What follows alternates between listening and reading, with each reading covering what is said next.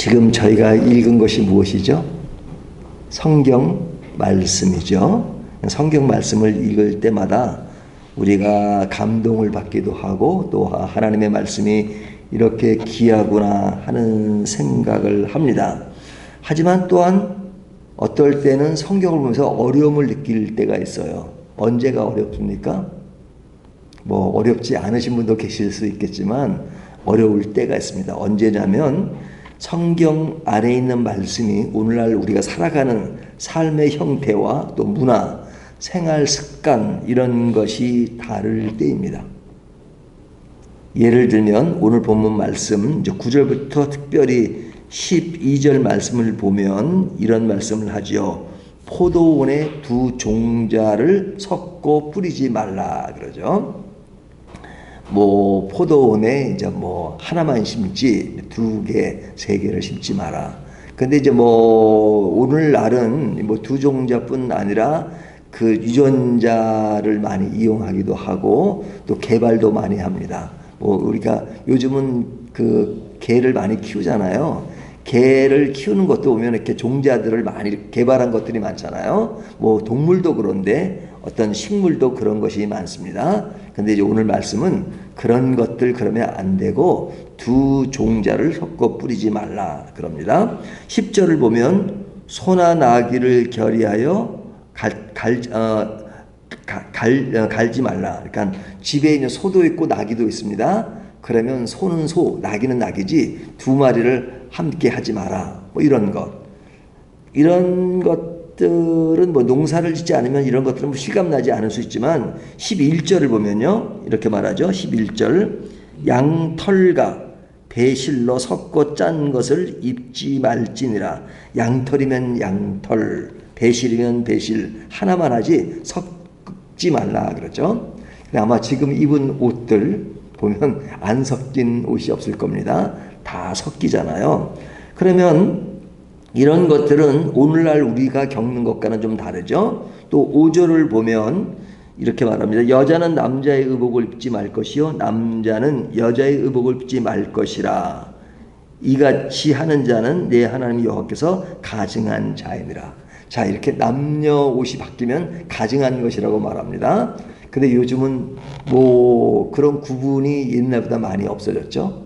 스코틀랜드 가면 이 남자들이 이 치마를 많이 입잖아요. 남자들이.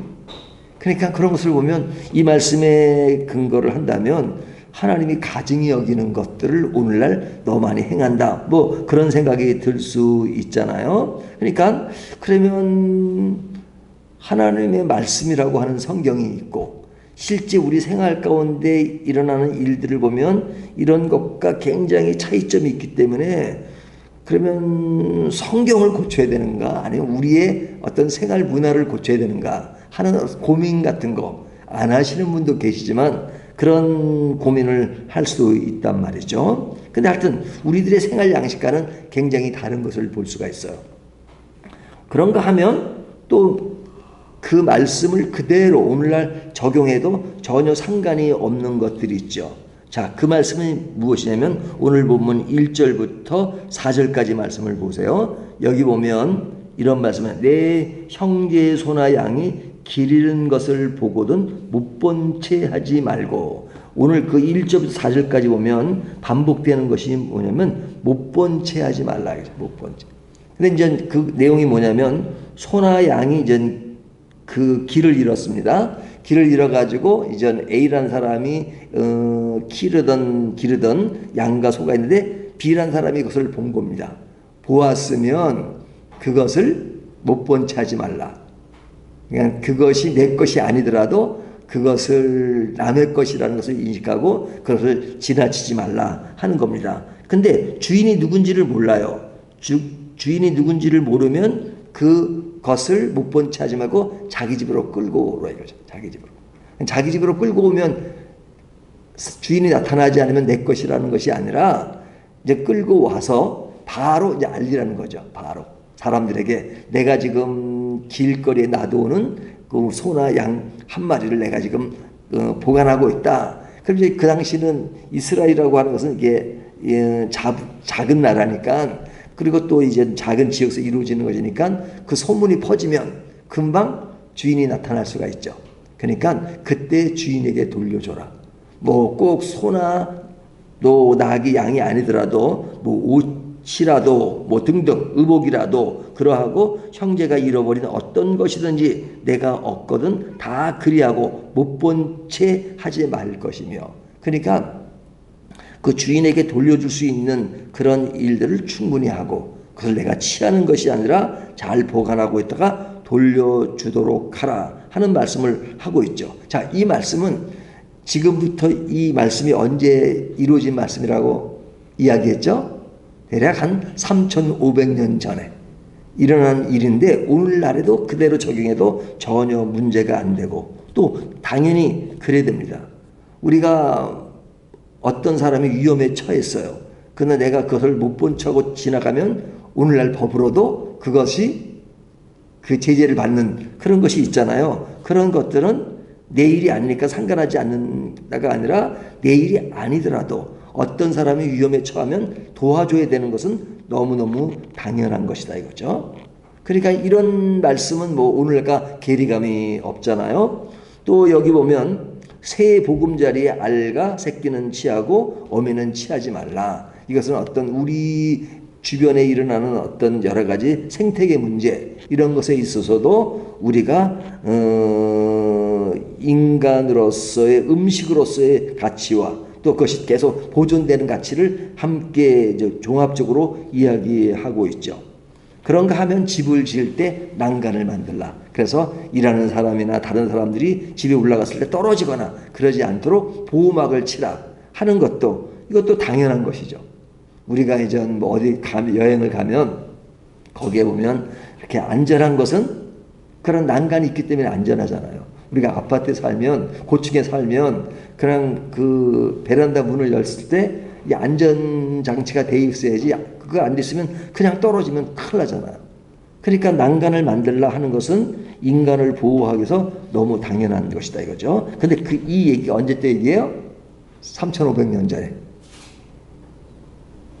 그러니까 이런 말씀은 그냥 전혀 괴리감이 없어요. 그때나 지금이나 그대로 실행하면 되는 겁니다. 그런데 이제 문제는 이제 뒷부분이죠. 뒷부분의 이야기를 먼저 얘기했는데 이런 부분들은 오늘날 생활과 괴리감이 있는 것이 많단 말이죠. 그러면 성경은 하나님의 말씀이라고 하는데 이런 괴리감에 대해서 우리가 어떻게 생각해야 될 것인가? 성경이 잘못된 것이냐?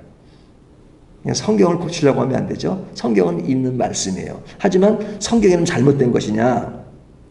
아니면 우리의 생활 양식이 잘못된 것이냐? 어떤 사람들은 아주 이런 말씀을 그대로 믿어서 오늘날도 그냥 뭐 그대로 실천하려고 하는 사람들이 있습니다. 자, 그런데 이제 우리들을 먼저 생각해 보죠. 우리들은 어떠세요? 밝은 교회는 어때요? 말씀대로 안 사는 부분이 많죠. 이렇게 따진다면. 근데 이제 우리가 성경을 이해할 때 이런 것들이 어떤 것인가, 어떻게 이해를 해야 될 것인가 하는 이해가 필요합니다. 성경은 결코 잘못되거나 하나님의 말씀에서 벗어난 것이 아니기 때문에 성경 말씀 그대로예요. 단 이 말씀을 오늘날 우리가 어떻게 이해를 해야 되느냐 하는 것이죠. 자, 그러면 여기에 대해서 좀 더 폭넓은 이해가 필요해요. 단순히 문자적인 이해를 넘어서 넓게 이해하는 것이 필요하단 말이죠. 자, 신명기는 무엇에 관한 말씀이에요? 우리가 첫 번째 시간 때 말씀 디우테로노미, 두 번째 율법을 강의하는 겁니다. 그러니까 이스라엘 백성들이 가나안 땅을 들어갈 때 1세대들은 광야에서 죽잖아요. 2세대들이 들어가는데 모세가 마지막 가나안 땅을 앞에 두고 이 세대들에게 무엇을 새롭게 강의한 거예요? 율법. 그래서 오늘 본 말씀도 보면 율법의 1항서부터 10항, 10계명 있잖아요. 10계명에 대한 것들을 좀 더 세분화시켜서 지금 강의를 하는 겁니다. 우리가 어제 그제 보면은 살인하지 말라 하는 부분이라면 오늘 본문은 내 이웃을 내 몸같이 사랑하라 하는 어떤 그 부분들을 좀 더 디테일하게 강론한 것입니다. 그러니까 율법을 강의하는 것이죠. 근데 이 율법은 그 누구를 중심으로 이루어지고 있냐면 유대인들을 중심으로 강의가 이루어지고 있는 것이죠. 그래서 이 구약은 유대인들을 중심으로 이루어진 사건들입니다. 그러니까 그들 문화에 집중되어 있어요. 근데 이런 문화적인 것들이 이방인들에게 똑같이 적용되었느냐? 당시에도 똑같이 적용되지 않은 측면이 많습니다. 그러니까 유대인들에게 특별히 유대인들 문화 속에 맞는 것들을 이야기하고 이방인과는 좀 달랐던 부분이 많습니다. 그리고 본문을 이해할 때는 그 당시 배경을 이해하는 것이 중요하죠. 그래서 성경은 당대 이스라엘 백성들에게 주신 말씀을 오늘날 우리들이 적용하는 거죠. 오늘날 이방인, 그들의 입장에서 보면 우리들은 이방인입니다. 물론 우리가 신약으로 넘어오면서 이방인에 대한 개념, 이것을 뛰어넘죠. 이방인이나 유대인이나 다 할 것 없이 다 하나님의 백성, 교회라고 하는 하나의 울타리 속에서 새롭게 해석되는 것이 있죠. 그래서 이방인과 유대인을 구분하지 않지만 당대 우리가 구약을 보고 있잖아. 구약 시대의 관점에서 보면 유대인과 이방인이 구분되어 있습니다.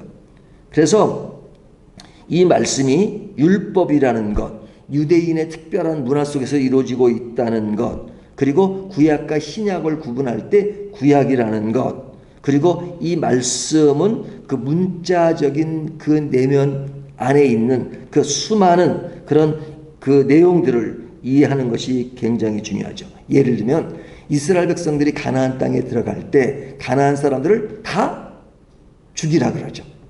그럼 가나안 사람을 왜 죽이라는 거예요?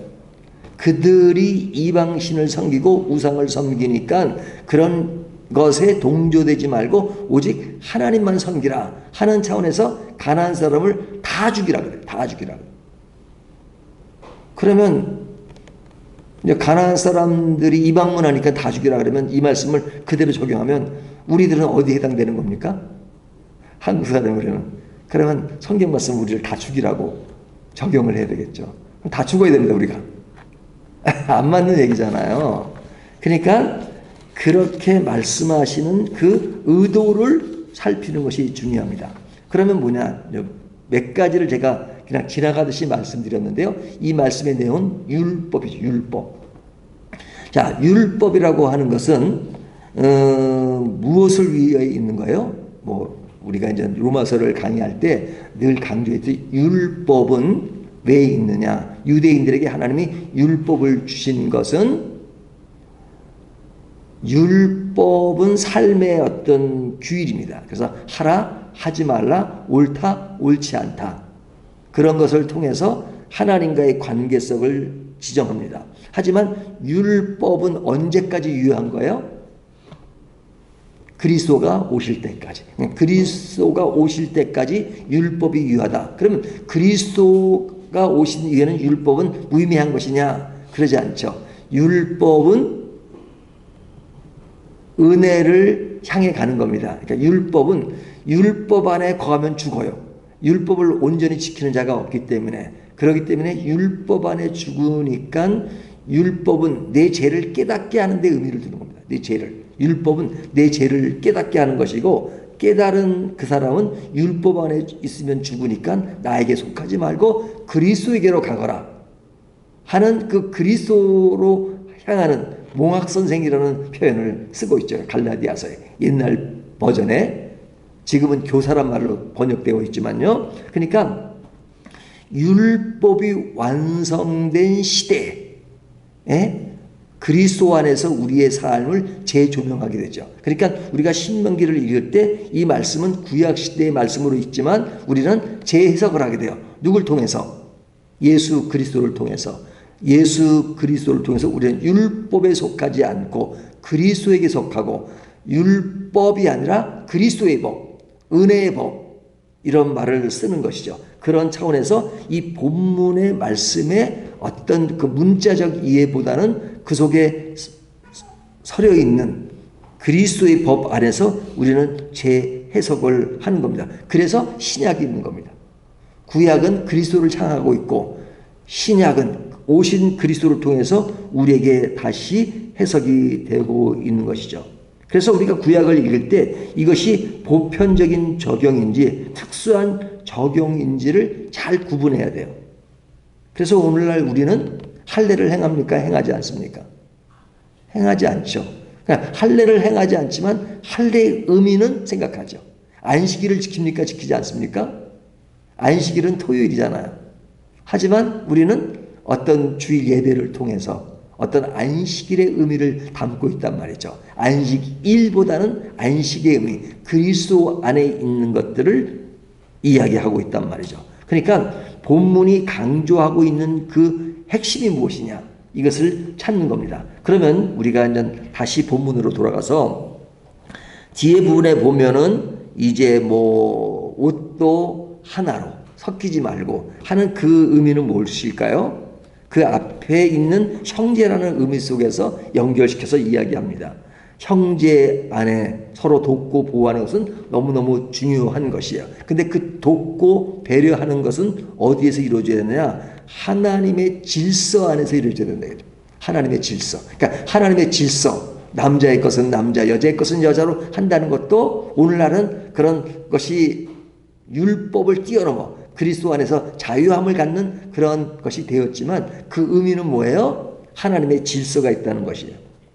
그 질서는 오직 하나님 안에서 이루어지는 것입니다. 그러니까 지금 이스라엘 백성들은 어디에 있다가 가나안 땅으로 들어간 것이죠?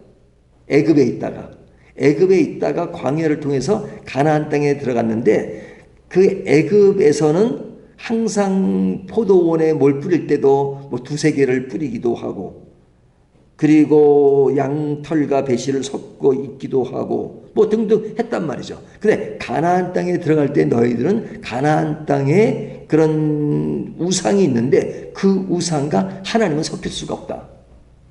하나님은 섞일 수 없다. 오직 하나님이다 이거죠. 오직 하나님. 너희가 그들의 어떤 문화 속에 들어가서 하나님도 섬기고 우상도 섬기고 하나님은 질투하는 하나님이다. 그냥 너희가 하나님도 섬기고 우상도 섬기니까 하나님을 섬긴다고 생각할지 모르지만 그것은 섬기는 것이 아니다. 오직 하나님만 섬겨라. 그런 의미에서 하나를 강조하는 것입니다. 그런 의미에서 그들에게 어떤 생활 양식을 통해서 오직 하나님만 섬기는 것을 보여주는 것이에요. 그래서 그들 문화 속에 특별하게 이것을 강조하지만 오늘날 우리들이 이 말씀을 적용할 때는 오늘날도 마찬가지입니다. 오늘날도 우리의 어떤 생활의 주변 영역이 많잖아요. 돈, 또 명예, 권력 이런 것이 필요하죠. 근데 이런 것들을 우리가 항상 소유하고 살잖아요. 하지만 소유하고 산다고 해서 하나님과 돈은 그냥 동등한 위치에 있느냐? 우리의 욕심, 권력 이런 것은 하나님과 동등하냐? 동등하지 않습니다. 이런 모든 것들은 하나님이 절대자이신 범주 안에서 우리의 생활 양식으로 주어진 것이죠. 그래서 우리는 하나님을 사랑하는 차원에서 우리에게 주어진 여건, 돈, 명예 이런 것들을 어떻게 사용할 것인가, 어떻게 그것을 질서 있게 행할 것인가 하도록 생각하는 것이죠.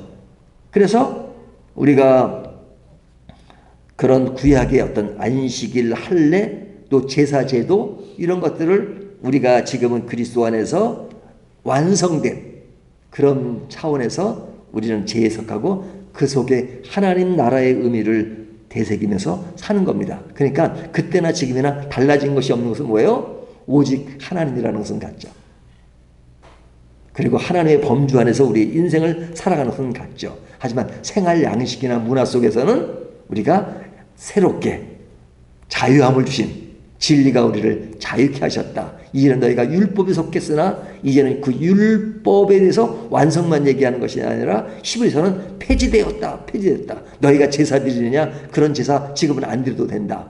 그리스도를 통해서 단번에 드린 바 되셨으니 너희는 구약의 율법에 근거해서 우리가 교회 갈 때 양을 가져가거나 산비둘기를 가져가지 않는다. 폐지가 되었다. 그것은. 하지만 그리스도 안에서 새로운 법이 너희를 지배할 것이다. 이렇게 말씀하는 것입니다. 그렇다면 우리가 그런 차원에서 신명기를 본다 그러면 이런 그런 문화의 괴리감 같은 것은 전혀 없을 수 있는 것이죠. 오늘 이 말씀을 가지고 우리가 말씀을 통해서 괴리감을 갖지 않고 생활 양식과 어떻게 조화를 이루며 사는가 하는 것을 다시 한번 생각해 보시면서 오늘도 하나님은 같은 하나님을 믿고 그리스도는 같은 주님을 믿고 더욱더 그리스도 안에서 기쁨과 감사를 누릴 수 있는 저와 여러분이 되시기를 주님의 이름으로 축원합니다.